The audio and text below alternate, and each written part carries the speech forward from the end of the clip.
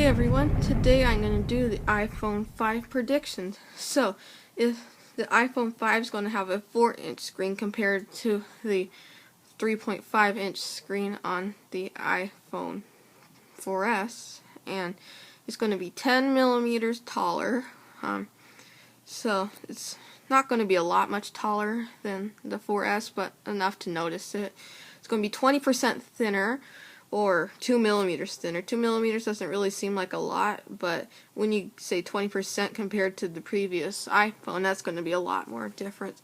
It is going to be 4G LTE capable, and it's going to have the A5X chip or the A6 chip.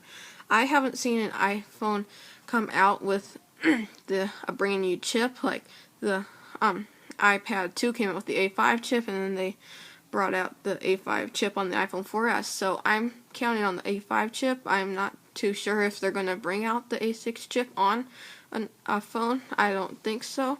So it's also going to be 12 millimeters longer, and so it's going to have going to be 5.5 millimeters long. So it's probably about the same with length as the iPhone 4S. It's going to have an 8 megapixel camera, or it might be greater. If they keep coming out with iPhones, it's going to get so big that it's going to be a couple hundred megapixels. So they might get a bigger megapixel camera, 9 or 10 megapixels, but you might get an 8 megapixel camera, so I wouldn't be counting on a greater camera there. It might be called the new iPhone, like they have the iPad 3. They call it the new iPhone. And so release date. The iOS 6 is going to be released this fall, so probably sometime around October. I'm counting on October because it's like right in the beginning of fall, right before Christmas. So, and the reason they're doing this in Christmas is because they are going to come out with a new device then. So if iOS 6 comes out in October, then if they might have it come out in the beginning of October, and then towards the end of October or the beginning of November, they might come out with the iPhone 5, so they can like do all their bug fixes on it and make sure that everything's working on the iPhone 5 right. So you can count on the iPhone 5 coming out in October or November, right before Christmas, so you can get it as like a Christmas present for anybody that wants it. And next, it's going to have a liquid metal back, and from that glass back, the shatter bomb that they had on the iPhone 4S and iPhone 4. And if you don't know anything that I'm talking about, I'm going to end it with some pictures on here at the end, so you can look at those.